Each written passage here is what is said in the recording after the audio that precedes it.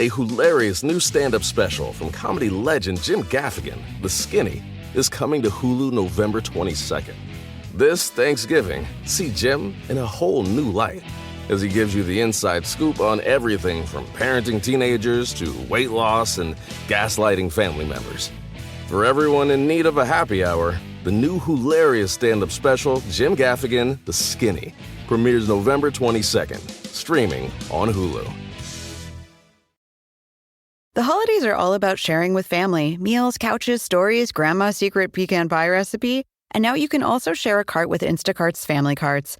Everyone can add what they want to one group cart from wherever they are. So you don't have to go from room to room to find out who wants cranberry sauce, or whether you should get mini marshmallows for the yams, or collecting votes for sugar cookies versus shortbread. Just share a cart, and then share the meals and the moments. Download the Instacart app and get delivery in as fast as 30 minutes. Plus, enjoy free delivery on your first 3 orders. Service fees and terms apply. Ask me, ask Iliza anything. It's time to ask. Ask me all your questions. Leave them in the Instagram comment section. Leave them on your Twitter or leave them on your Facebook. We'll see them, we'll read them, then we'll give you answers. You know it, I've got it. I've got the answer, you ask me. I'll tell you anything.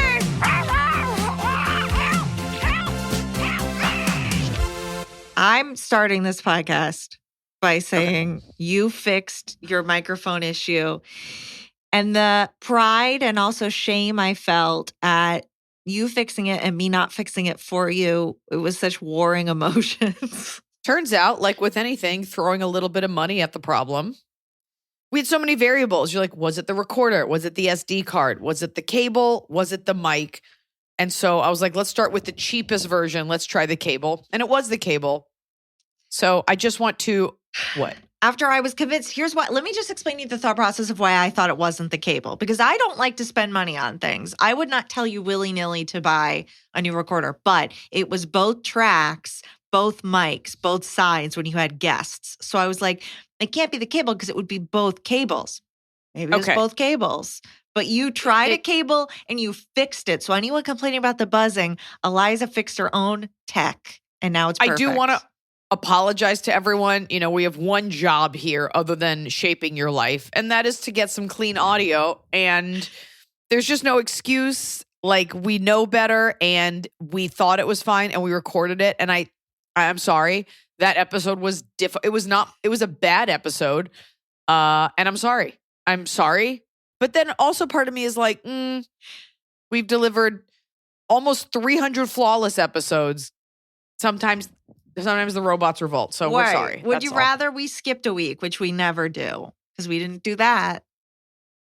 I mean, I don't even think it should come down to that. It should have just been like, I don't know, like do your job. And in this case, the job was anyways, we're sorry about last week, and I'm sure we'll be judged for it. I'm sure Apple Podcasts will be like, well, this was the least click-through episode, so we can't ever give you thing. Anyway. But because that episode was so bad, like I actually couldn't get through it because of the buzzing, we're here to give you an extra bulky, meaty, chunky episode. Okay. Emily's like, I was not told about that until just now, but let me scramble. It's a scramble. No, we have some updates, though. To some very random. Well, so this is a random one. And when I started reading it, I was like, oh, yeah. So this was the one.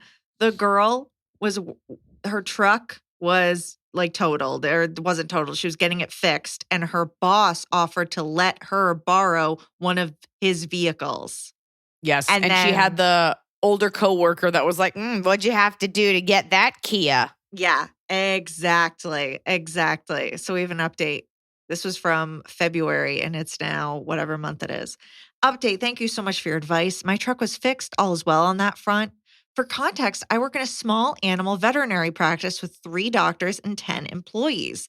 The doctor who loaned me his car has always been like a father figure to me and very supportive and complimentary on my work. I think it's possible other people thought I was getting preferential treatment and there was some jealousy brewing. I've chosen to ignore the comments and mean looks and just focus on my work.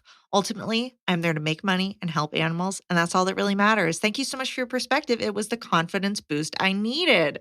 She's like, ultimately, I'm here to put pit bulls to sleep. No, no. Ultimately, I'm here to take out rabbits' teeth. And he compliments me on it. Yeah, you are there to work and like, sorry, whatever. I'm glad. I'm sorry. I was so busy thinking of my joke that I actually didn't hear the rest. But you took our advice is what I hear. Yeah. Yeah. Fucking eye on the prize. In any job, like staying focused. I don't mean to sound like a lion is a lion, motivation Monday, here's a code for athletic greens kind of person, but like any job you have, and I think of my own job, like all the people who were shitty, like they all start to fall by the wayside. And 10 years later, you pick your head up and you're like, oh, they're all dead. And I own 2 houses. But also, I will just say the context helped because as someone who loves animals, we both love animals. We've volunteered with animals. People who work at animal places are almost always a little off. Crazy? Yeah. Oh, yeah. So, but sometimes it's like a good kind of off. They're like, hey, you brought your angel baby. And then sometimes she's like, I'm just here to be a bitch. And I'm like, why are you working with animals then? Because they're the only ones that won't call you the B word. Yeah. I'm here to work with real bitches with 4 legs where I'm not the biggest bitch because we got a Dalmatian mix in the back who's an even bigger bitch. And then we have a follow-up from the last couple weeks. I think it was last week. No, the week before. Okay. By the way. Yeah. Use that clip for the ad for the show. Okay. I just want everyone to know sometimes Emily does these like audiograms to like, you know, advertise the show. And she always picks the most somber moment. Like this is a comedy podcast that like happens to give advice. And you'll pick a clip of me being like, Anne, our thoughts are with you. I'm sorry she passed. I hope it was fast. And praise be. I'm like, who is clicking on this? Are you allowed to say bitch 18 times in your promo clip? Is that going to do well for you? Oh, hell yeah. Oh, yeah. Women love talking shit. And it was funny, and they got to discover the context by clicking through. Okay, perfect. Everybody go find this clip at Ask Iliza on Instagram and like it. Show that it's working. And right under it, be like, this is the funniest thing I've ever heard. You guys will never guess what they're talking about. Okay, we have a follow-up where the person says, I'm sorry my question was confusing. That was not my intent. And this is about the person who wrote in and said their friend, they were moving away, their husband's friend who was like a bridesmaid, they stopped talking to him. They think she has an abusive boyfriend. Right. Yes. We were the ones that were like, why aren't you talking like, I'm moving. to her? She's like, I'm moving. Yeah. Out of state, right? Yeah. So now our question asker is defending themselves. Hi again. I'm sorry my question was confusing. That was not my intent. Let's try this again. I got married in January 2023. I had 3 bridesmaids, one of whom this is about.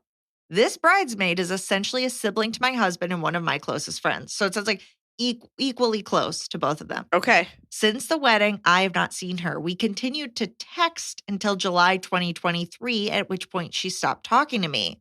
No, you got married in July 2023. Married in January 2023. Sorry. Married in January, honeymoon in May. Texting till July. Right. And then she just stopped talking to you when she met this guy. Before she stopped talking to me, I have reached out multiple times, called, texted, and talked to her mom. I want to be respectful of her space, so I've not gone to her house. Because we did say, just go to her house. Go to her house. She was best friends with her mom and talked to her daily. Since all this has happened, she only talks to her mom occasionally, holidays mainly. I've talked to her mom and expressed concern, but there isn't much we can actually do. My husband initially was concerned and tried to reach out as well, but she has since blocked him on all social media as well as his phone number. Since then, he sees it as she doesn't want me in her life anymore and has moved on. The reason I'm suspicious of the new boyfriend is because everyone I've talked to about the situation, including my mother-in-law and her mother, have been rubbed the wrong way by this guy. He is jobless, has a kid in another state that he's not allowed to see, and seems to be possessive of my friend. Yeah. I realize that these people are all adults and make their own choices, which is the main reason I've not done more. I'm genuinely concerned, but don't want to make things worse for anyone involved. That's an interesting tidbit that she's saying that the husband was blocked, because that does speak to a controlling boyfriend, that she had to block her closest male friend. Yeah, of course. Yeah. Of course. So now what do you think she should do? If she's not going to go to her house, doesn't want to not have closure, but she's not going to get closure if she's not replying to you and you don't go to her house. This isn't about closure. You want to make sure she's safe. Like, you know you didn't do anything wrong. You can decide. The closure, we already know what this is, that the guy's controlling. Go to the mat. Get her mom, and get the brother, and show up. And what's the worst that could happen aside from this guy like secretly killing her? What's the worst that could happen? She sees that you care, maybe puts a crack in the facade of all this that she has created. Like, what's going to happen? Or you go there, you see that she's being abused. I think if you really do care, you're going to have to put some muscle into it, because that's an odd behavior for someone. I mean, this also, like, I wanted to respect her privacy. Like, fuck no. If my best friend was in an abusive relationship, of course I don't want to like physically get involved, but like I definitely would go over there and be like, hey, can we come in? Right. Also, what's the big deal if the three of you go and you're just like, we get a bad vibe from you and we're here to make sure that you're not like beating our friend? I don't think you could. I think that is where it gets into No. worrying that you're going to set him off on her and he's going to be like, what did you tell them? So you can't bring in the full Right. cavalry. But if you and your boyfriend go over, like, hey, we haven't seen each other so long. We wanted to drop this cake off. We remember how much you love strawberry shortcake and we made some. Like, just make up an You're gonna have excuse to where it's- make- Yeah. A great overture, or you're going to have to just move on. Like, that's a really long time for her to not really speak to her mother or two of her best friends. Yeah. And obviously, this isn't like something happened where there was a misunderstanding and you're like, I guess she wants me out of her life. Like, she's been mentally kidnapped.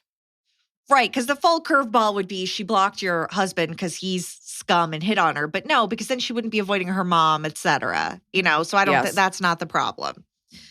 If you want your friend back, you're going to have to fight for it. And then ultimately, you could get there and she could be like, I love Jacothan, and you guys are evil. And it's like, all right, well, we got to let you go. But, you know, you also want to make sure she's not, some people can't fight their way out of stuff. She could be, what was that documentary? It wasn't Tinder Swindler. It was like one of those where this like woman had a lot of money and she was like it was called like Bad Vegan or something. It was a terrible documentary and terrible title, but it was about this woman that was like a really successful chef, and she meets this guy who's a swindler, and he just like kept her around and she couldn't like break free. Yeah. And he wasn't like hitting her, but he was like draining her financially, and people have these like Svengali like powers over people. So get in there and assess it. Yeah.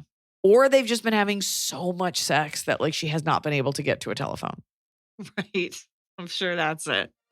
Sorry, can't come to the phone right now. I'm knee deep in sex. Fall has fallen. Winter is on its way. The days are shorter. But just because, well, they feel shorter. And just because the days feel shorter doesn't mean your to-do list gets any shorter. You still have to power through your busy days. And a great way to do that is with nutritious food from Factor's no prep, no mess meals. At the end of a short day in the fall or the winter, the last thing you want to do is have to cook. Factor has got you covered from breakfast, snacks, dinner, anything in between. Factor has easy, nutritious options to keep you fueled, like their chicken Florentine with spinach and garlic chili cauliflower. You bet. That's what I want to make myself at the end of a day where I am exhausted and my husband isn't home. Whether you like routine or you enjoy mixing things up, Factor has you covered with 35 different delicious meals every week and over 60 additional convenience options you can add on, like keto cookies, pressed juices, and smoothies. And because Factor meals are chef prepared and dietitian approved, you're going to love not only Factor's meals taste, but also how they support your goals, even if your goal was just making yourself dinner. Head to factormeals.com/Iliza50 and use code Iliza50 to get 50% off your first box and 20% off your next month. That's code Iliza50 at factormeals.com/Iliza50 to get 50% off your first box, plus 20% off your next month while your subscription is active. The holidays are here. And for a lot of us, the holidays mean decorating, hosting, celebrating. For me, it means a lot of traveling. And nothing feels better year-round, but especially during the cozy holidays, than a restful night's sleep in soft, luxurious sheets. Boll & Branch's signature sheets are made with the finest 100% organic cotton, and they get softer with every single wash. You already know that I got Boll & Branch this summer when I needed breathable sheets to sleep in, but this holiday season, I'm actually gifting some of my friends and family Boll & Branch's Ultimate Softness Bundle. I get to choose a signature hem sheet set in any color, a signature hem pillow set, and a waffle bed blanket. And they're all getting juniper because I think it's a classy color. This way, you know you have something nice to sleep on when you visit. It's the perfect gift for you and them. Gift you and your loved ones a better night's sleep with Boll & Branch. And right now is their best offer of the entire year. For 25% off plus free shipping on your first set of sheets, head to bollandbranch.com/Iliza. That's Boll & Branch, BOLLAND branch.com/Iliza for 25% off. Limited time only. Exclusions apply. See site for details. So finally, fall is here. I have been looking forward to it. I have had a hard year in a good way. I had a baby. I have been on a nonstop tour, nonstop traveling, and it's been hot. So I'm looking forward to, of course, pumpkin spice, everything, cooler weather, and slipping into a cozy sweater from Quince. I've talked about Quince before. Quince has beautiful leather jackets, cotton cardigans, soft denim, and so much more. All Quince items are priced 50 to 80% less than similar brands. Dressing expensive doesn't have to be expensive. Their clothing is beautiful, it's durable, it stands the test of time, and it's what I like to call a capsule wardrobe. I got an Italian wool cocoon coat. That's one of those, it's got like a European collar and it covers my butt so I can walk around New York City and not be chilly. And Quince only works with factories that use safe, ethical, and responsible manufacturing practices. Get cozy in Quince's high-quality wardrobe essentials. Go to quince.com/Iliza for free shipping on your order and 365-day returns. That's QUINCE.com/Iliza to get free shipping and 365-day returns. Quince.com/Iliza.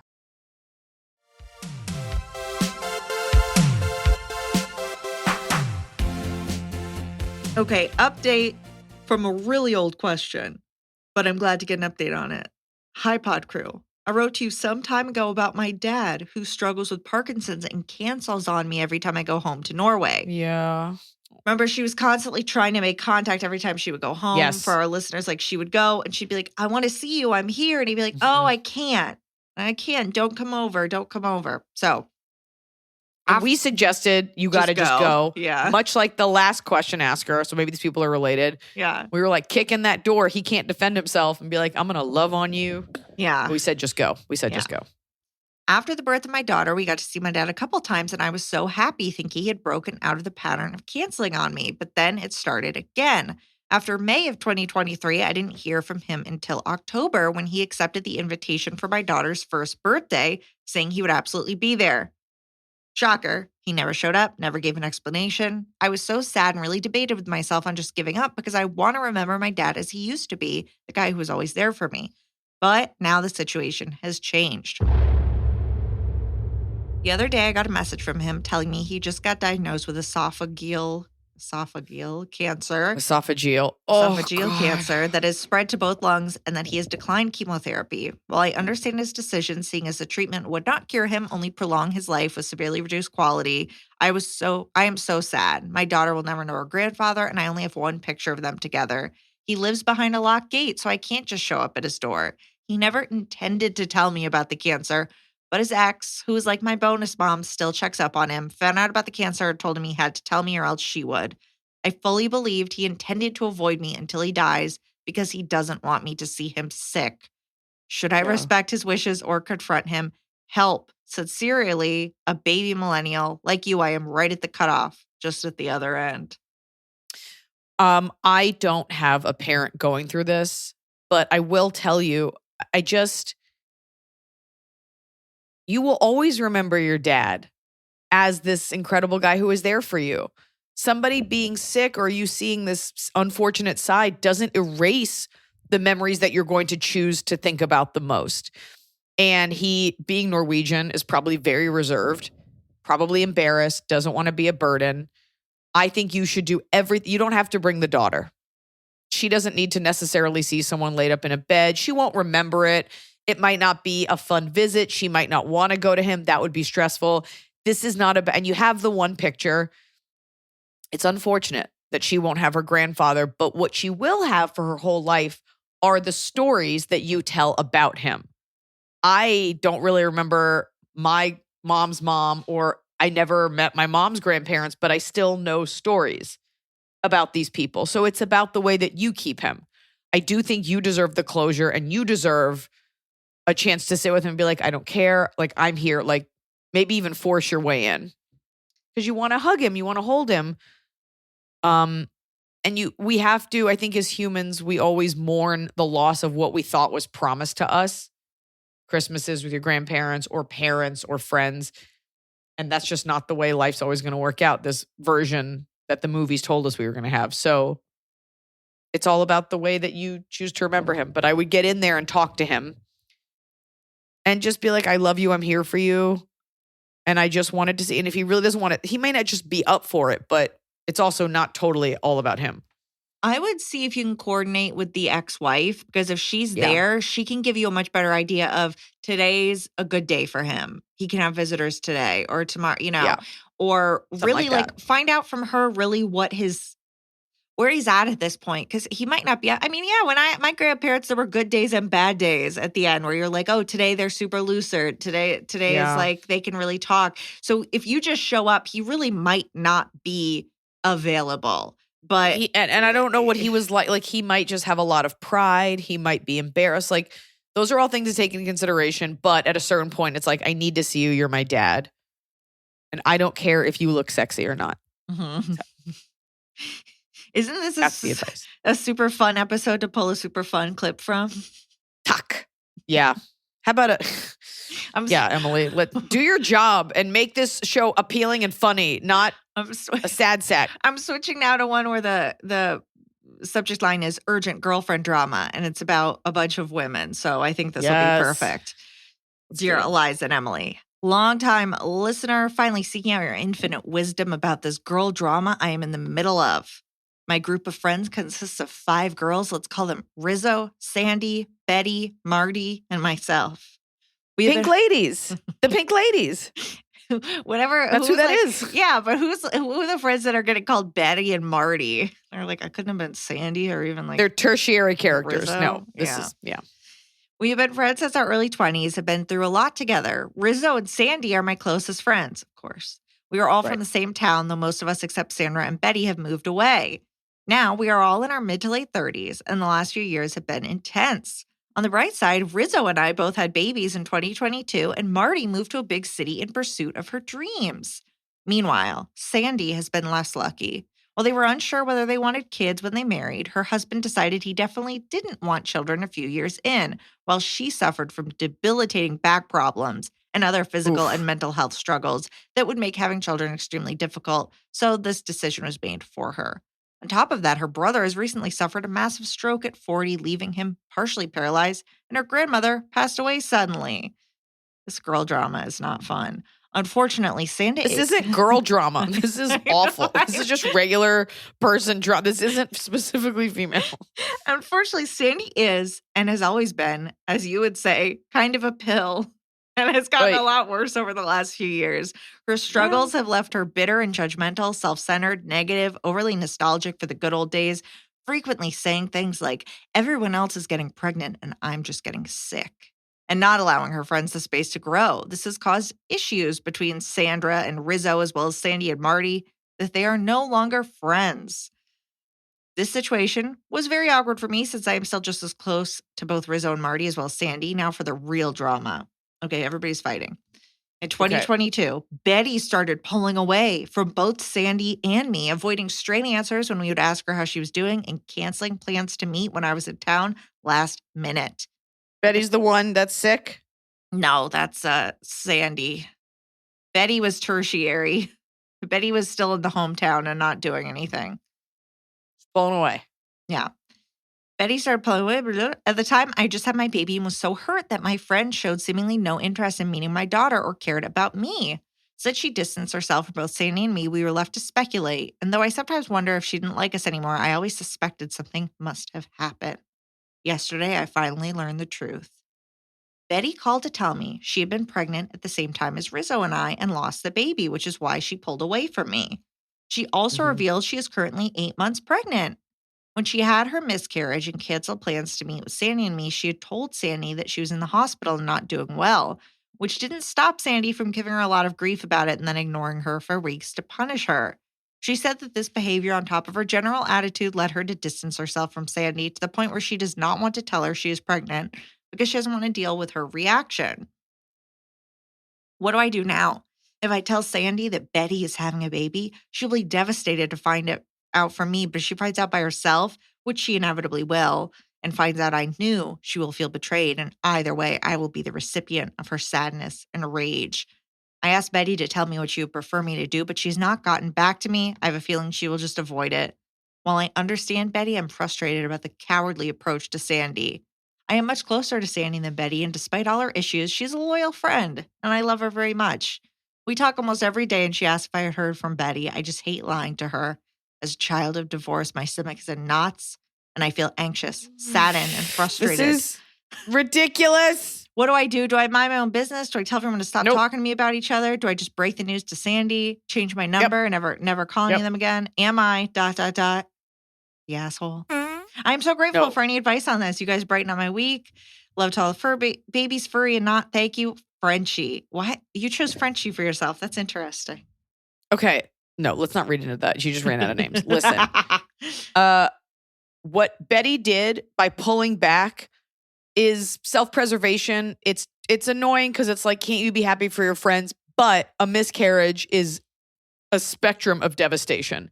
And that is hard. And it is when you're trying to get pregnant, you do think it's like personal that other people are pregnant. It is an unfortunate side of humans / women that you can't just be happy for your friend, but it does hurt. Okay.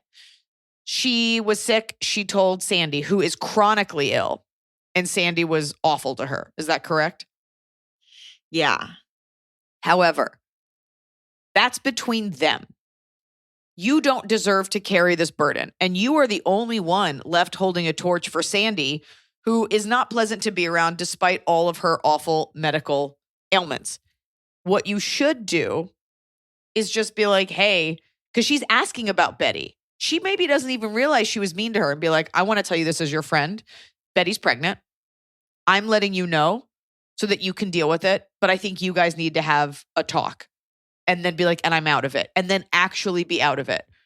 Draw a boundary. Be like, I can't hear about this. I told you this because in case that hurt you, I didn't want you as your friend. If you do love her, women love to throw like, and I love her. But if you love her, you're already shouldering so much.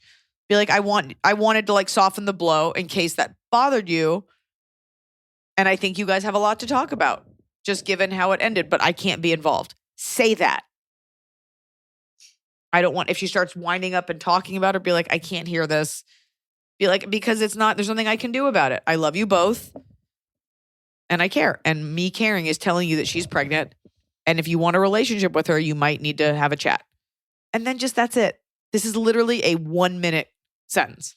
Yeah. It's not on you though. No. And like we all know, we've all had a friend where we know that she's kind of a bitch, like Sandy, and you still are like, well, she's okay to me, so we get along. Yeah, she's okay to you until she isn't. But yeah, but also we've all had friends that are like, everyone else thinks that they're a pill, and you're like, well, I have a special bond with them. Hopefully she appreciates that. And if she doesn't, like, look, being in physical pain is the worst. It is really hard to be optimistic when you feel like everyone's getting things that you're not. But there are people who are dealing with way worse that are able to like eke out a good attitude. And turning on your friends and being miserable is like cute for a second. And then it's like, all right, well, I don't want to be around this. So you're trying to help her. Yeah. But you don't need to sign up for this. This isn't your child. This isn't your blood. So you can stay friends with her and just draw a line. What is going to happen? This girl complains more at you. This fear that we have, she's not going to like hurt you. You'll be surprised once you draw that line of like, I'm telling you this because I care. And I want you to have this moment with me so you don't feel bad. But if you want anything else, you got to talk to her. And I can't hear anything else about it because I am friends with both of you and there's nothing I can do. Yeah. I bet you she's like, okay, yeah, I will. I feel bad. Yeah. There's only so much you can do. Plus you have your own life.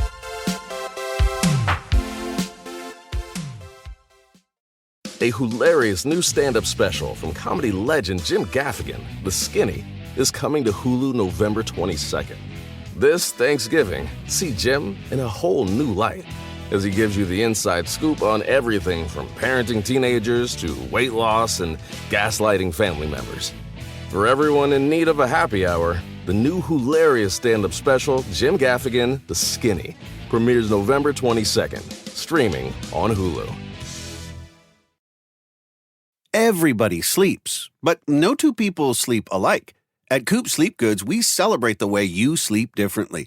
We believe everyone deserves a great night's sleep with their own pillow. And the adjustable, customizable Coop pillow makes it easy. Whether you're a side sleeper, back sleeper, or even a starfish, we've got the perfect pillow for you. Crafted with our innovative memory foam and microfiber fill, our hypoallergenic pillows adjust to you, not the other way around. Just tailor the fill for the perfect fit. Add some in, take some out, until your pillow's just right for you. See why luxury hotels and spas worldwide feature Coop Sleep Goods and why we have tens of thousands of 5-star reviews. With our 100-night risk-free trial, you've got nothing to lose, except those sleepless nights. Get up to 50% off selected items during our Black Friday Cyber Monday sale when you visit coopsleepgoods.com/comedy. That's COOP sleepgoods.com/comedy.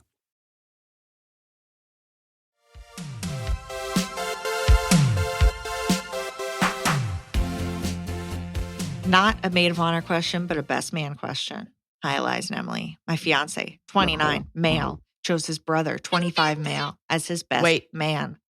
Okay, my fiance is a dude, and his brother is 25 and the best man. Best man. Okay. However, his brother tends to be immature and reliant on my fiance for guidance in adult matters. Example, setting up a bank account, buying his first car, which we co-signed on, and he even lived with us rent-free because when he didn't re-enlist in the military, he had no plan. With 6 months until the wedding and no plans made for the bachelor party, I worry his brother may not fulfill his duties. My fiance has other groomsmen, but they aren't taking initiative either. Should I intervene to ensure my fiance has the celebration he deserves, or should I refrain from involvement to avoid drama considering my brother-in-law's shortcomings? All my fiance does is give and help others, and it breaks my heart that people aren't celebrating him. He asks for so little. I'm a 27 female who works as a financial planner, so not your normal nurse or graduate degree seeker. Hope I could still qualify as a listener. Iliza, I saw you in Cincinnati in 2021 when you were still pregnant. My best friend and I got to meet you to celebrate our 10-year best friend anniversary. She introduced me to your comedy back in 2013 when Warpaint premiered. I have grown up feeling like I have an older sister watching over me, and I have an appointment to get my Do It in the Highest Light tattoo in a few months. Sketch attached, but that sketch isn't attached. Please write us back with a sketch so that Iliza can show her aunt. Because it's from your aunt, right? Aunt Debbie. I don't know where Aunt Debbie got it from or if she made it up, but she will be, I don't know what. That's, all right. But hold on. It's by the way, it's from the highest light. Oh, okay. Don't just do it in the highest light. Do it in the highest light sounds like get stoned on the dance floor. Do it in the highest. Yeah, wait. Send us the sketch. It's not. Send it to us so that Iliza can give art notes on it before you get it. When you get the language right. It is a mantra that I live by and impart to the high schoolers I coach daily. Emily, I love Tasteless. Congrats on the episode milestone. No need to keep me anonymous. Best, Becca. Listen, Becca, I think it's incredibly sweet that you want your husband to have like a nice party. It's really sweet that your husband's always involving his brother, who he knows is limited. Your brother knows that the young brother, won't be able to do anything. There's what I should tell you to do and what I would do. What I actually would do, get the other groomsmen on a text thread or text the biggest one and be like, or give him a call and be like, hey, I don't want to overstep. I love him so much. I just wanted an adult to like maybe intervene. That way, maybe they'll text the brother and be like, hey, dude, what are we thinking? The brother may not know through no fault of his own. Like he may not know how to do a bachelor party, the right way to do it, what you're supposed to do. You also don't want a 25-year-old planning it. He'll be like, we're going to drink out of these paper cups on this concrete slab at my apartment. And then we're going to go to a local bar where women are being sex trafficked. So get an adult involved. And that way the brother probably doesn't even care or get it. It's not even in his purview. If you care, text a friend or call. I wonder, are you friends with any of the women in the lives of the brother or these other men? And also, would it be weird to gift the brother, like, here's an event planner, here's like, no, are you doing too much? You don't need that. I've definitely like texted my husband's friends, be like, hey, I want to do this or want to. I feel like when I first started dating Noah, I threw him a surprise party and I just like texted one of his friends. They will love that you care. And at least that way they will be aware of the situation because they may not be thinking about it. It's a very sweet wifely thing to be like, this needs a little push. Your husband's probably going to be happy just hanging out with his bros, drinking brown liquor around a fire. But he also may not want a ton of stuff, but it would be nice if someone his own age, like kind of was overseeing it. So that's my advice to you. Right. I will also just flag you're saying we're only 6 months out for a bachelor party. They're not going to figure it out for another 3 or 4 months. They're not thinking 6 months in advance. I mean, it depends on the group. This doesn't sound like the kind of group that's going to like get a flight and go to Turkey and like get a guide and do drugs. Like, I don't know your stuff, but it still might be a night out. It might be a strip, whatever you like. Just, flag it. That way they have some lead time. Yeah, because maybe they'll go, oh yeah, I was already thinking about that. Or they'll go, oh, crud. Yeah, you're right. He isn't super reliable. Well, don't say this guy isn't reliable. Just, you'll figure it out. And they may not even know the brother or they know the situation. Do it over the phone. That way nothing gets lost in translation. And I think that they'll think it's really sweet, like that you cared. Yeah. Yeah. And if they're like, well, whatever, then these should not be his groomsmen.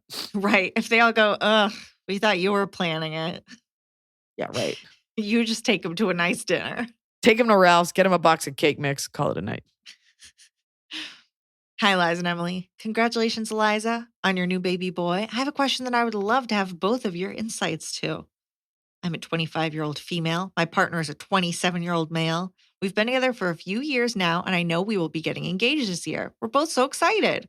We went to try on rings together some time ago and discussed what year we would like to be engaged by. My parents and future in-laws are all very excited, and even though we're not engaged yet, they're already asking about wedding planning.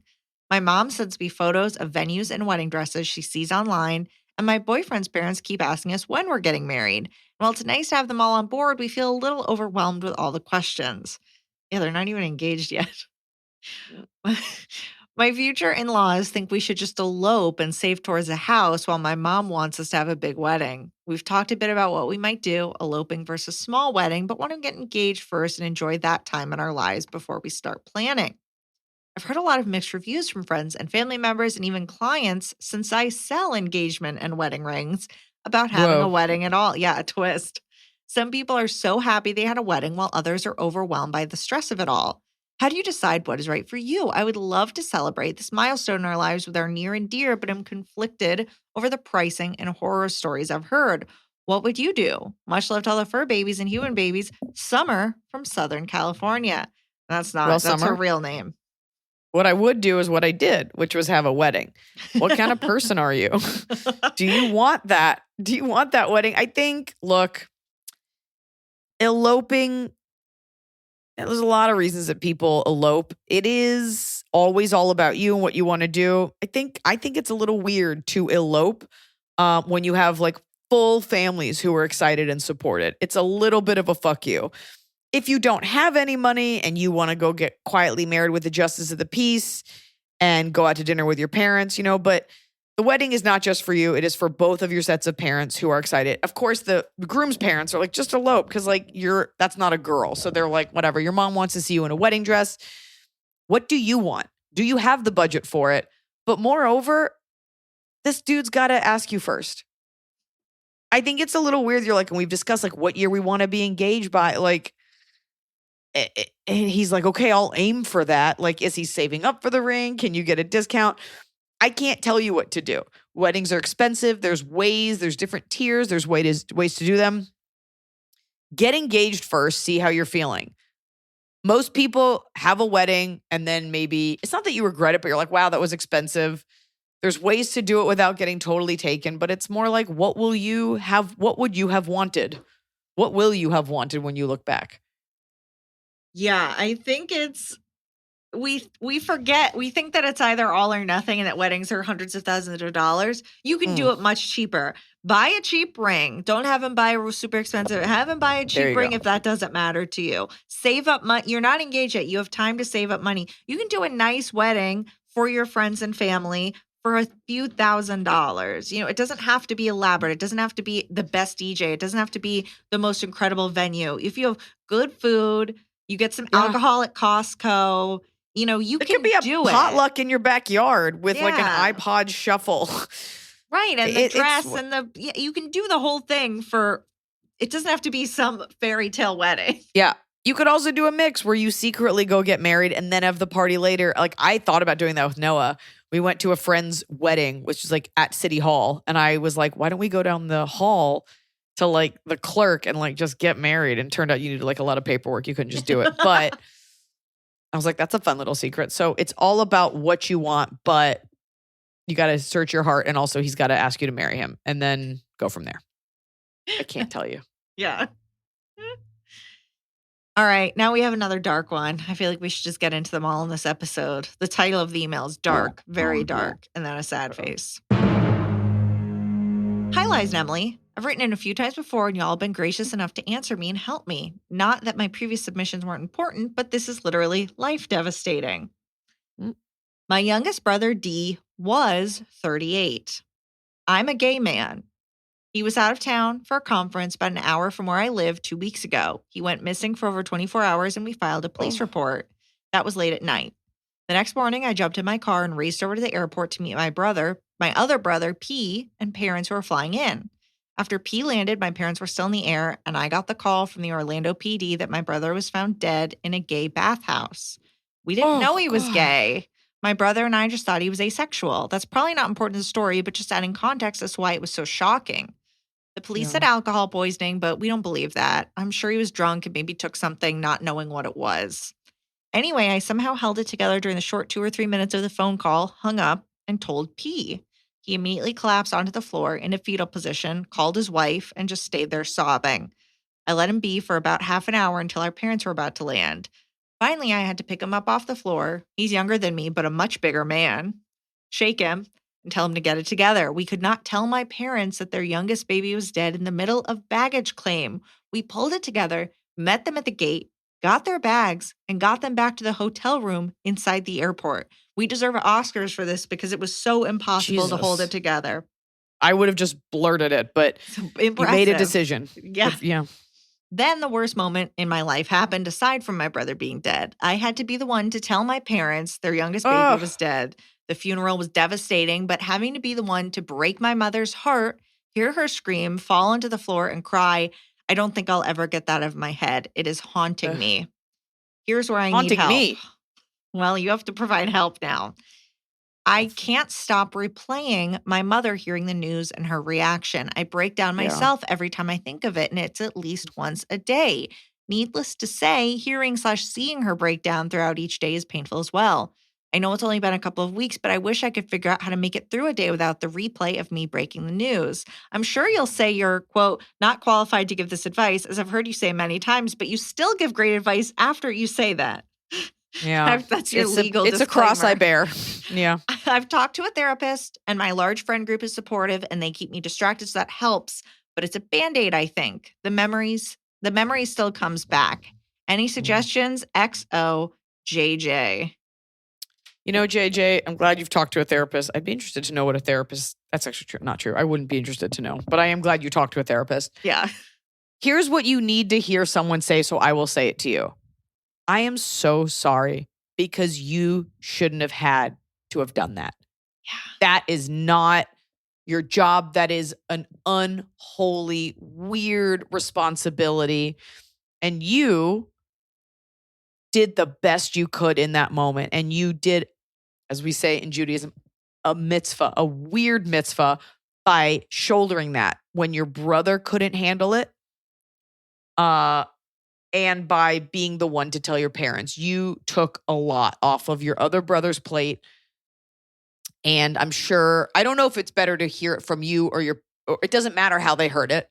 And what you're left with is not only the weight of knowing your brother's dead and imagining what that looked like and thinking about that, but having to actually see that pain materialize in your mother's face and see her reaction and hear that scream.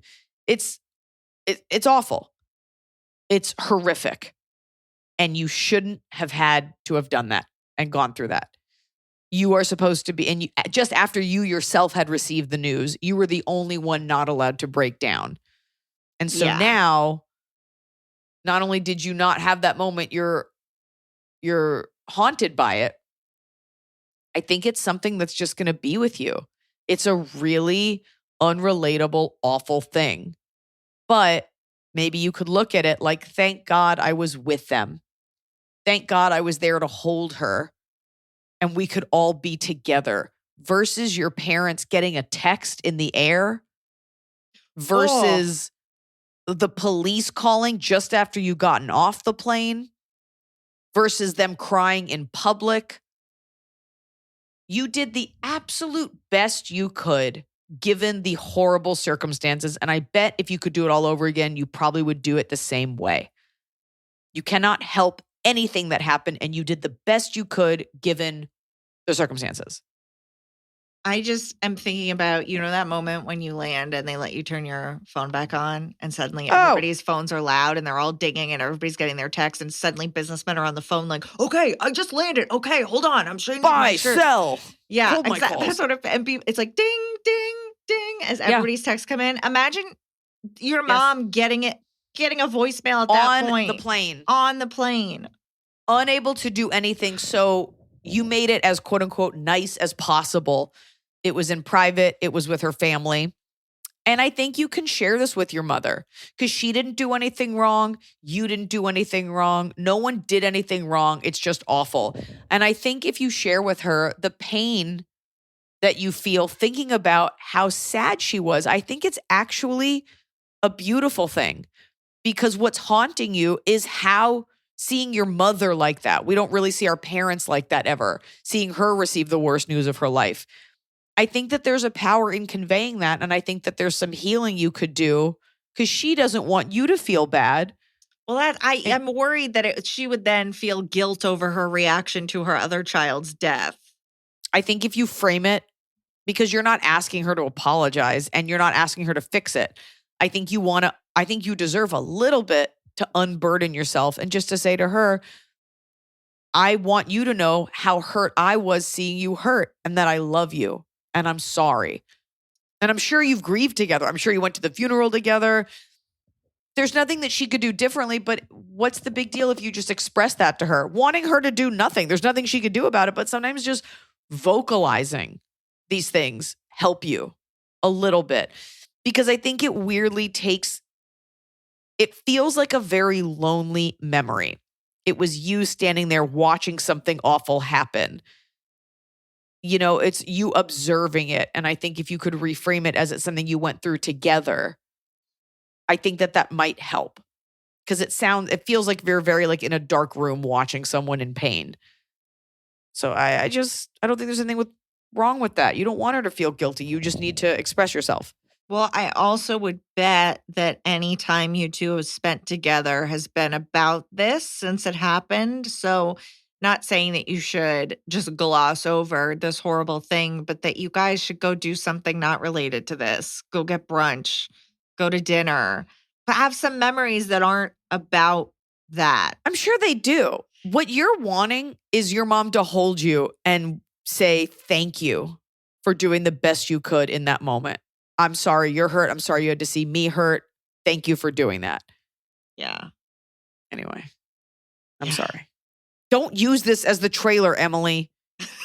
Jesus Christ. Okay, I have a really important question up next. Who is too close to copy a baby name? Ooh. Hey, AIA crew. Ooh. I love the pod and had a quick question for y'all about baby names. I'm 29. While I'm not pregnant, many of my friends, family members, and acquaintances are starting to have kids. I was wondering, what's the acceptable distance apart where you can, quote, steal someone's baby name? For example, one of my close friends named her daughter Eleanor, and I would consider it off limits. But if my cousin, who I haven't spoken to in 12 years, named her daughter that, would it be fair game or not because other people in the family would get confused? I would not have much of an issue copying an old high school classmate's baby name, though it does still feel a little bad. Would love your opinions on this. Thanks for all that you do for keeping us entertained. Anna. No, just do it. It doesn't matter. Also, you're not pregnant. Whatever. But also, wait, you said a cousin I haven't talked to because our family would get confused. Like, why? It doesn't seem like that family. If you're not talking to this cousin, you're probably not spending any time in the same room. So why would they get confused? It's not like your sister had the name like Xavier Blue and you're like, I'm going to take Xavier Blue. Like if it's a normal name, Just do it. The odds of these kids even knowing each other, who cares? Yeah, but If even you love it. I mean, if you have a sibling, you probably shouldn't do the same name as their kids unless you really hate them. I was going to say, do you hate the sibling? Right. It's about how often are these two kids going to see each other and how often you're going to see that person. Right, because let's say what if one of your friends, Iliza, gave their kid the name Sierra? You'd be like, what? Right? Like, I don't care. No, You it's not really like Sierra wouldn't care is at all. I don't have the energy to care. It's not, and honestly, like sometimes it's not like I named her like Xanadu. Like Sierra is also like a font on Microsoft Word. It's also the name of a truck. If you named your pets or children Rizzoli and Isles, I would be annoyed. You'd be honored. You'd be fucking honored. I'd be annoyed. It's a goddamn honor. Because you'd have to pretend you'd be like, oh, this isn't from a show. I just came up with these names.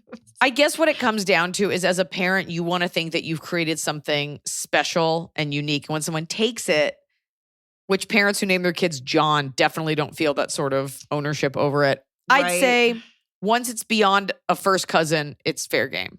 Yeah. Yeah. Yeah. Because it's also, you don't want to give them a really annoying specific name either, because that's also annoying. I feel like something from the like top 100 baby names is totally fine. You know, there's unique and then there's unique for the sake of unique. Like there are names that you're like, wow, I've never heard that. And you're like, oh, it's an old family name. And then there's people that are like, this is Jixton. And you're like, oh, it's a gibberish word. Yeah. It's not even a name. It's just you trying to seem like you have old British money. Got it. Yeah. Grandpa Paxley. Grandpa Plavaxilid. Aphid. Grandpa Paxley is a boy. That's a boy's name. Yeah. I'm racing in my head. I'm trying to think of like other pharmaceutical names. Grandpa Prevacid. Help. Am I obligated to watch my family's dog? Dear Iliza, Emily, and crew.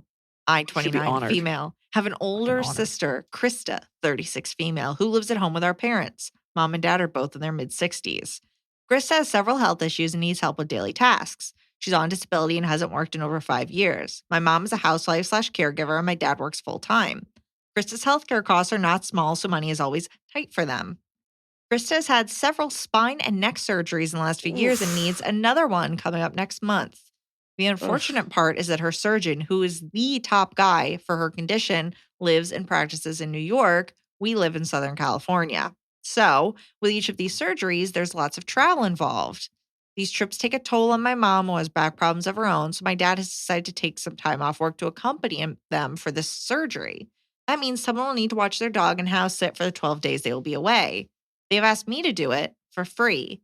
I'm currently unemployed and only live a 20-minute drive away, so technically I am available to do it, but I don't want to. About 9 months ago, my parents let Krista get a puppy. Riley is a Husky Shepherd mix. Oy. Is now just over in a year Southern old. California, these things need ice. With that energy and has lots of energy. On the whole, I think Riley has been great for all of them. It gives my sister a reason to get up in the morning, lets her focus on something other than her health issues, gets them all outside and on walks, and they all watch a lot less TV now. Riley has a pretty calm personality, so they've gotten away with not having to train her much. She's crate trained and can do basic things like sit, shake, etc. and is naturally good with other people and dogs. But I've puppy sat for her, and I hated it. Riley is an outdoor-only dog. The weather is great year-round in SoCal. They have a decent-sized yard, and they let her in the garage when it rains, so it's not animal abuse, I promise. And needs that dog constant loves attention. it, by the way. Those kind of dogs. But he's hot. He's out in the sun all day. And so they have extra coats. I'm just saying, if you live in Southern California in general, when I see people walking around with Huskies and Malamutes, I usually think they're adopted, but like, don't bring that dog here. No. Those dogs pull sleds in an Iditarod. It should not be on the beach. Go on. Last time I watched her, I went inside for about an hour to make some lunch. When I came back outside, Riley had ripped up and chewed through several sprinkler hoses and was digging a large hole in the planter. I took her on 2 more mile-plus long walks that day, thinking I got all her energy out. I thought wrong. By the end of the day, all the sprinklers were ruined and there were several more holes around the backyard. Riley is very cute and lovable, but there's a reason I do not own a dog. I do not enjoy the responsibility that comes with it, do not want to put that kind of time and energy and effort into taking care of a pet.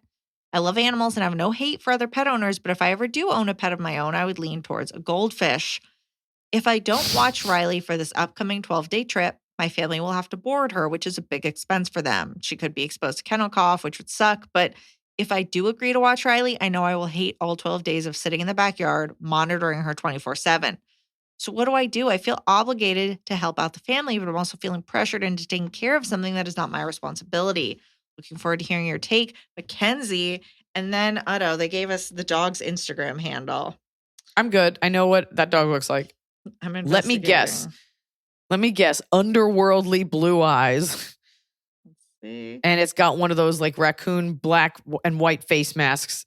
And it's got a curly tail. All white. Even worse. And brown eyes. Oh, he got all the worst genetics from both parts. You don't get the blue eyes. Okay, listen. First of all, it's tough because it's like your sister, like your family is dealing with something so awful and they're not going to stop dealing with that. And while you are under no obligation to help, sure would be nice if you did because you would want that if roles were reversed. Your sister's got to get this. They got her the puppy. They got her too big of a puppy. I don't know why they got her that dog, but they did. And the dog is here. The dog is understimulated. So say to your parents, like, I need a budget and we need to go buy this dog activities so that it doesn't chew through the hose. The dog needs rope chew toys and it needs treats and it needs like a little dog, like it needs stuff. All dogs need walks. Is it possible to hire a dog walker to help shoulder that burden? Maybe get the dog around some other dogs. Like the dog needs to socialize a little bit. Explain that to your parents. Because if the dog has stimulation, you're saying the dog's not allowed in the house. It's an outdoor dog. If the dog, that's the other thing. Like that's not really a treat for the kid because it's outside. But okay, the dog is lonely. The dog wants to play.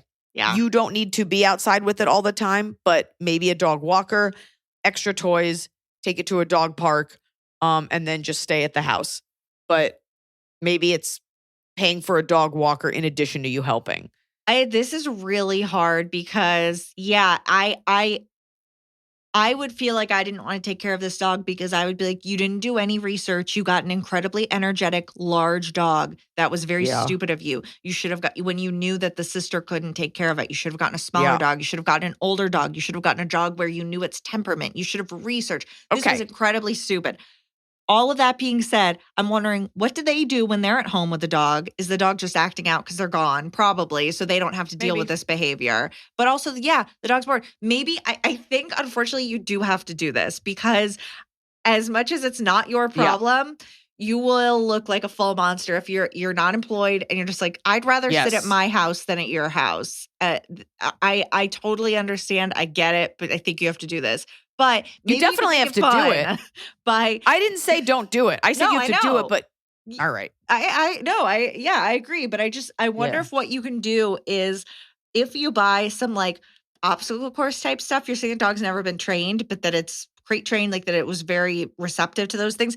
Make it fun for yourself. Spend 12 days trying to teach it to do like a little trick. Like give yourself an activity to do with a dog that's less boring for you because it is teach boring yourself to watch a trick. A dog. Yeah. Yeah, but you also don't have to watch it. Like it should have enough stuff in the backyard. Right. That it's distracted, that it's, it's got its water. Like you check on it every few hours. I mean, this is not your full-time job, although you could use one. So bring the dog inside, see what it destroys inside. I say wash that dog and let it sleep in the bed with you. See what it eats in there. Honestly, maybe the dog wouldn't. Is the dog allowed inside? Like, let it come inside with you and hang out. That's what I'm saying. Maybe the dog wants to like cool its paws on that linoleum. But you do need to do it considering how awful your sister's life is and how hard this is on your parents. You'll feel really bad if your parents have to like take out a loan to board the dog. They made a mistake. They got the wrong dog. Okay. Help out. Yeah. But tell them, float the dog walker idea, float the activities idea, and then teach that dog Spanish. Yeah. Okay, so we have a question. Oh my God, I have an idea. Oh. Teach it all new commands in German, and then the dog will only be loyal to you. All right. Sabotage the dog. Take it for a husky group meetup or something. Yeah. Are you single? Take it to a park. Meet a dude who has a small dog and be a weird couple. Okay, we have a question from October of 2023 that the person is following up on. Like, this didn't get read yet. But Probably a reason. that they are still up. There's kind of an update. No, I just clearly missed this one. So, still a valid question, but still some updates. And the thing from I was the girl sitting behind the piano of 1020 at the Improv. Do you remember October of 2023 when you were at the Improv? Someone was there? But for what it's worth, they always seat someone behind the piano, and I always mention it because I can't stand that they sit people behind a piano. You're trying to watch a comedy show, you're just staring at furniture. And people just take that seat. They sit down, they're like, maybe my life will get worse. Now, this person so claims, this is okay. Hi, yes, I chose to sit behind the piano. I wanted to be close to your greatness. Sacrifices were made. Wow, I appreciate that. I'm just defending you. I just feel bad for people. I can't believe that that's a seat. It's like sitting someone behind a column. You're like, have fun listening. 38, single, female, not a nurse, but a successful designer. I grew up chubby. About 6 years ago, I changed my life, learned about nutrition and exercise. I've lost 60 pounds and kept it off. The problem is my skin never fully recovered. I've had boyfriends in the past make comments about needing to tone. It's skin, bro. It's not going to help. And have watched a date notice my arms. I always have a lot of anxiety about my face not matching my body. I tend to swing from hiding my problem areas while simultaneously weeding out those guys to putting it all out there because I shouldn't have to apologize for my body. And I know for the right guy it won't matter. But the reality is I still have to face the rejection in our hyper superficial LA dating pool. What would you do? I'm including photos because you sometimes ask if the writer is a total uggo. Problem areas, obviously not photographed. The cat photo is for Emily. Thank you, Anonymous. Now, real quick, I'll show you the photos, but the follow-up is, my question didn't get read yet. Now, this is, I'm sorry, 5 months later. Has not been read yet. I like the hopefulness that I was going to get to it. But I didn't sit at home and cry about my situation. I am powerless to fix my skin, but I decided to double the days I work out. Instead of lamenting what my body cannot do, I'm focusing on what it can do. Every time I lift heavier, it's a victory. I'm getting physically and mentally stronger. Still trying to navigate the dating scene, but who knows, maybe I'll meet someone at the gym. Thank you for empowering your listeners to take charge. I think you look great. I was really ready to see, like, first of all, you were just like a tiny bit, as you said, chubby. Like, I was ready to see, like, I've had full gastro bypass surgery and now I have Batman wings. Like, I think you look like strong and normal. If you really want to know what I would do if I were you, the same thing I would do if I were single and had a kid and wanted people to know that so it wasn't look like I was hiding it. It would be the first thing. I would have first of all, you look great in that gym picture. I would have all my pictures showing my body because you're a pretty girl and your body looks strong. And so someone that's going to be attracted to you, A, may not even notice the skin, or B, it may not be a barrier to entry for them. Yeah. But I think what you're running into is you're like, I show my face and I show me covered up because I'm comfortable with that. And then when I get naked or when I take off my top, they see the skin or maybe my legs and then I feel bad. Put it all out there. That way, that they're there because they find you attractive. It's not something you have to like be nervous about. Yeah. And that may not make you comfortable. You may not be comfortable showing that. Well, the question is, do you want to be uncomfortable now or do you want to be uncomfortable later? That would be what I would do. Yeah. Just because you don't want to have to feel like you're hiding something, even though someone should love you for you. And I've talked about this in my stand-up at the beginning. It is all physical. That's why we have pictures on dating apps. It's not based on like a painting you did. It's not based off like your poetry. That way you get to go on the date confident that they're still down. And then your personality can ruin it later. I think what's most important and most great about this letter is that in the follow-up, it's like, clearly she's still lifting, she's still getting strong, and it's something that now is bringing her some sort of satisfaction. So before it was like she changed her body, she figured out, but now it's like, no, I do this 100% for me. Like that she feels more confident in herself because she likes doing this. And that's really exciting to find something that works for you, that you enjoy. I say all this with a grain of salt simply because it's easy if you don't have the thing, like I don't have loose skin.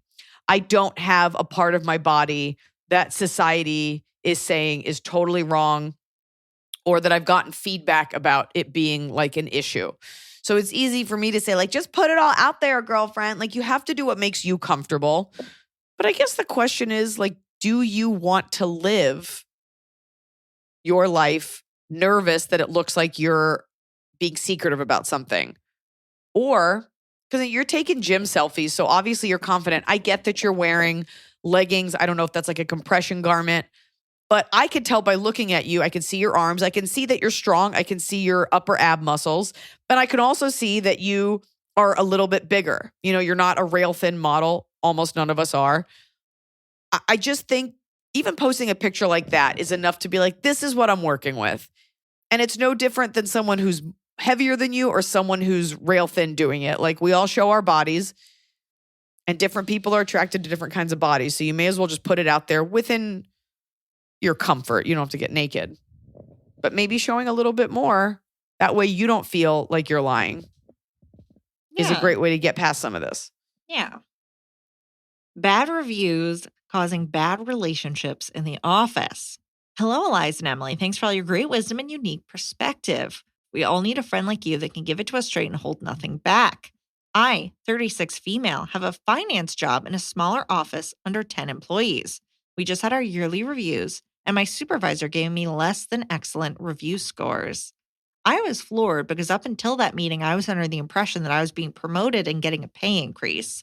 When I asked what areas and metrics I was lacking, he said, it's more of an overall performance, not a specific one thing you are or are not doing well.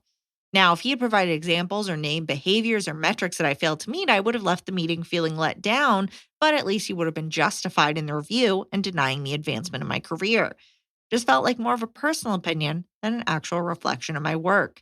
Since this meeting in early February, I've noticed that our working relationship is stressed. I'm frustrated after all our interactions, and I am constantly overthinking things. I'm feeling so underappreciated that I worked so hard and achieved some outstanding performance metrics that were completely disregarded in my review. Now it's like I don't want to give 100% anymore, but if I don't, I'll be setting myself up for another negative review because I'm no longer putting in the effort I had been giving. Help! How do I let go of the anger and hurt I feel from his comments and baseless review that makes me question our every interaction because I cannot feel confident in his ability to treat me fairly for what I have actually achieved? Can't wait to see you on your next tour. Maddie from Minnesota.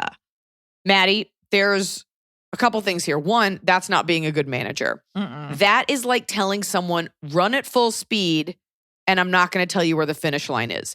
It is impossible for you to improve if you have no idea what you're doing wrong. And if you think you're doing well. The other version is you're delusional and you're just not a good worker and you're really hard to give feedback to. But let's pretend that's not it. It's a sit down with him. And you say, I want to do the best that I can do. And I look to you as my boss to give me the feedback so that I can continue to excel. I do believe he owes you that as your supervisor, because I don't see how it benefits the company to just say to you, like, it's in general. And you're like, but what does in general mean? He didn't want to give you a raise. Which is also fine. You could say that. But to pad it with, like, it's just not bad vibes. So if it's not personal, then you need to know what it is. I think there's a way to candidly ask him for this. Be like, I feel like there's this weird disconnect. All I want is feedback. If I have a bad attitude, tell me. If I'm hard to give feedback to, but that's not helping the company because now you don't feel empowered and you feel like the wind's been taken out of your sail. So he's taken excitement away from an employee. I do think you got to lay it all out. Yeah, I think that this is bogus because he didn't want to give a raise. I'm sure that certain performance metrics lead to certain increases. I'd be curious if you even got a cost of living raise, but it's totally bogus to not have any metrics by which he's saying you did not meet or exceed expectations when you're saying you have metrics where you really excelled. He's full of it. He's fudging something because what's the point of the review if there's nothing to learn from? That's right. And it's like, fine, you don't want to give me a raise or there's no review, but you can just say, like, I feel left with this idea that I need to improve, but I have no idea what to improve. Yeah. So I'm coming to you as the employee asking, what could I be doing better? Put him on the spot. That's just bad management. Yeah. Don't let this guy deter you. And please, if you love this job, don't let him being inept, because the world is filled with managers and people above you that are bad at their jobs. Don't let his ineptness take away your passion. Like, I don't even want to do it anymore. It only hurts you. Conversely, though, don't give your all to someone who's not respecting your all. Why put in all that extra work if he's just going to say, you didn't do well just based on something arbitrary and made up? Don't give him 100%. No, but I don't know what your job really is. I don't know if you can go somewhere else. I don't really know like what your situation is in life, but don't let an idiot take away your joy. And if he's bad like that, maybe he's bad with other employees. Maybe he's giving people raises. That go get another job with that vague job description you gave us. But at the very least, he owes you genuine feedback so that you can do your job better. That's his fucking job. Otherwise, what's the point of having a superior? Right. He's like, the point is so I can feel better about myself. Yeah. Top Top Nah, I said it. It's the top with a cob. We're doing it right every day. You just take a bite, top of the cob. You do your top first, and then we'll do a fan first? top. No, let's do bottom first, because I'd like to end on the top. Bottom first. Okay. My bottom first. Real hacky. Taxes. They really suck. It sucks I have to sit here and move one thing from one box to another box just for them to be like, we'll let you know if you did it right or if you're going to jail. You'll see. Ha. It's a real grab bag. Yeah. I'm like, I hope I did it right. I literally just finished them before I logged in with you, because I was like going back through. Okay, well, I paid this much in my student loans, so I can put in that I paid $273 in interest for that. But then I have I have AMC stocks that I bought 5 years ago that are worth $30, and now they're worth 1 cent more. So I have to put in I made a cent in dividends or something, right? Like, it's nuts. And Is that why you're always going to the movies and buying those membership cards? You're like, I got to raise my own stock. You're gaming the system. I'm gaming the system. Yeah. It's so bogus, and it's all garbage, and it shouldn't cost money. And then the tax professionals are liars, and it all sucks, and I hate it, and I'm mad about it. All right. Yeah, it's awful. It's awful. It should just be done for you. It's awful. Hey, Iliza and the AIA crew. I hope you are all feeling great today. My bottom of the cob is poopery.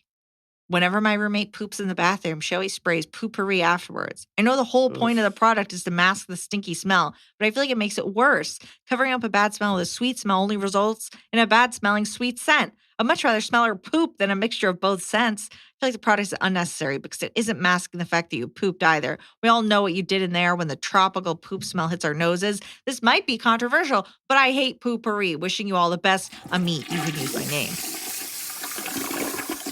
Now, I will just say, having not used poopery, you're supposed to pour it first, right? Yeah, I was going to say, it creates a barrier.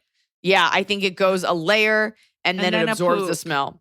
Yeah, it's not a spray for after. No. Also, that's weird. You're like, I'd rather smell raw shit than raw shit that's a little better. No. But yeah, there is definitely that, you took a dump in here and everyone knows it. Nice try. No, it really It's like when you see a bank that has an A-frame window and you're like, nice try. We all know you used to be an IHOP. Nice try. What's yours? My bottom of the cob is, have I said this one before?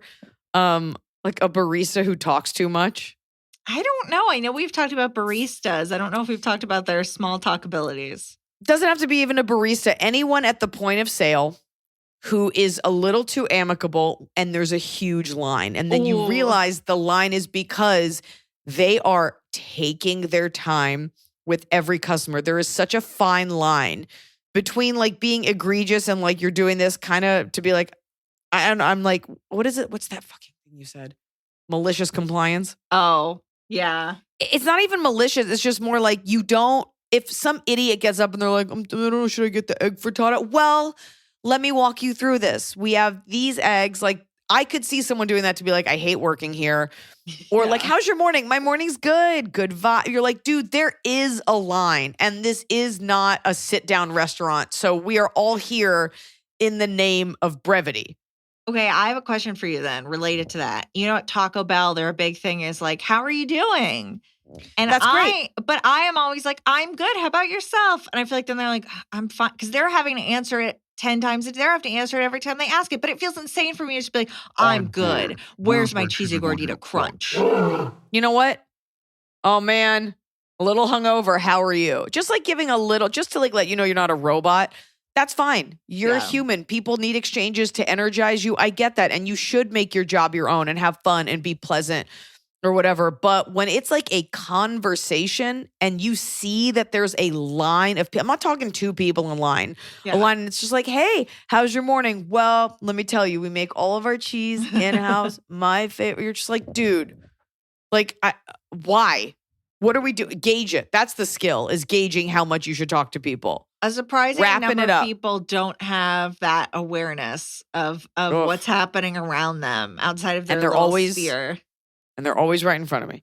My top of the cob is that my power weirdly went out the other day at like 5 p.m. So I was still working, but the internet was out. So I was like, well, I can't really work. My cell service is really bad where I live. So I'm just kind of like, what do I do now? It was like starting to get dark. I was like, oh no. I read a book. And the power came back on within like 45 minutes and I went back to work. But I just sat there like, yeah, this is my time. Yeah. And it was good. Speaking as someone who lives in an area where the power goes out, say frequently, like 4 times a year. Yeah. There is that like Robinson Crusoe, like, let's settle into it. Yeah. You get the flashlight, you check your Let's batteries. do it. And you get the book and you're like, this is who I am. I'm a book reader. Power back on. You're like, oh, thank fucking God. I can check my internet and I can check my Instagram and tell everyone I was about to read a book. Can I tell you, I immediately texted someone. I was like, I'm reading a book. Totally. You're like, if a tree falls in the forest, but no one hears it. Like, if I read a book and don't take a picture of myself doing it, did I have me time? Yeah. Fan top? This one's about me, but not what you would expect. My top of the cob is how often Emily mentions the post office in her top or bottom of the cob. I frequently listen to old AIA episodes while patiently waiting for Wednesday's new episode to drop. And Emily, you talk about the post office so much. What are you mailing? Why are you there again? Always makes me laugh. Thank you both for all that you do, Elizabeth. I'll be honest, and you can keep this, Scott. The Zoom cut out, so I didn't hear any of it. And I thought, you know what? I'm smart enough that I can deduce what it is by the end. All I heard was like, Emily, you're at the post office. I have no idea what her top was. I cannot bullshit. My top of the cob is how often Emily mentions the post office in her top or bottom of the cob. I frequently listen to old AIA episodes. Emily, you talk about the post office so much. What are you mailing? Why are you there again? Always makes me laugh. She's Elizabeth. right. I know. I was like, oh, as long as it's your top, I guess. If she had written in and said, my bottom is Emily, shut the fuck up about the post office, I would not have read it, by the way. I've never heard you say the F word. Just someone mad at me about the post office, just so furious. What are you shipping? You have 2 friends. And I've only had 2 kids, so what else are you shipping? I have a friend who lives in New Zealand who mails comic books here. And then I ship them in bulk to him. Okay, listen to me. I need you to make more friends that are girls. In like a in a platonic, just like we're just 2 gals out for margaritas. I really do. You know what I did think? I was like, I wish I could leave work early and just go have a drink with someone. And then I didn't tell you this. I called my parents and I was like, what are you guys doing? I might want to come use your chargers. And they're like, oh, we're out at this bar. I said, oh, can I come? How are you going to be there? And I hear my mom in the background like, Steve, we're leaving soon. And I was like, oh, they didn't want you to come. Well, she didn't want to wait. And so I was just like, okay, never. And then I hung up and didn't reply to any of their texts when they were like, sorry, please come meet us. I was like, no, You need a gal pal. I know. You need a gal pal. You need an Atlanta-based, not too far gal pal that you could just go out and talk about boys or girls with. And just a friend to go do the girl thing, because I can't always help you pick out an outfit. That's not true. I can't. I have all the time for you. If you live in the greater Atlanta area, send a letter to care of Emily Higgins. Yeah. At Please no applications will get you access to Iliza. I will never tell her about you. You will never get to talk to her. You need to like me for me. on Pure Caucasian Race Mountain. That's living very where I live. Pure white is right mountain. And invite Emily out. Don't be weird. But she needs a girl to like get a coffee, buy a shoe. I need to go get a fun drink. My friend who I go to Chili's with lives an hour away. That's awful. You can, okay. We'll work on that. Okay, what's your top? My top of the cob is you're hearing this on Wednesday. So my tour has been announced. It's the Get Ready tour.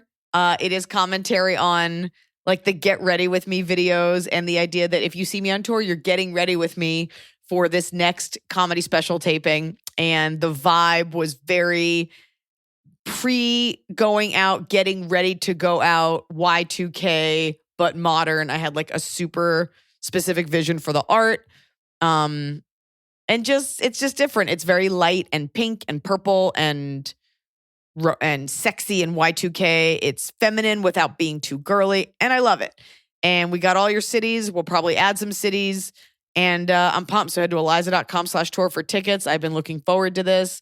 And I'm really looking forward to the pants that I've chosen for this special. And you know what you've set yourself up for? In all promo for this, every outlet's going to be like, let's do a Get Ready With Me video with Iliza. I love it. Ready for that? Get ready with me while I forget to brush my bottom teeth. You just do the top? Yeah, no. I was just tapping into the zeitgeist, but it's like, you get ready because you're about to have the best night. Let's get ready for this hour. Let's get ready before we go out. Because one of the best parts about being a girl, and you don't do it as much as you get older, is that ritual of getting ready with your friends. And that's why we did the art that's been on my Instagram showing the vanity. So, and to answer the question, people are like, wow, you had all this like Y2K electronics, like a Discman and a BlackBerry and a flip phone and all this stuff. The answer is I had all of it. I kept it all so I could pass it down to my daughter. Oh my God. Everything. The BlackBerry, I know you had 100%. I remember you had a loose BlackBerry. Purple one. Yes. It's not the only thing that's loose. Folks, I'll see ya. I don't know why. That's not me. No. I know a lot of you tune out when we're wrapping up. So just know you can come see me on tour. It's finally here. If I saw you last year, I will not be coming back to your city because I don't do that. You know, you try to go back every 2 years or every year and a half. But come on out and see me. It's always good to drive. Always good to charter a flight just to see me. And we're very much looking forward to this tour and this next special taping. It's all very exciting. Yay. And I'm done. Done being pregnant. Ready to get my life back. And remember, Emily needs a gal pal for girly stuff like pedicures, manicures, and tasty root beer flavors.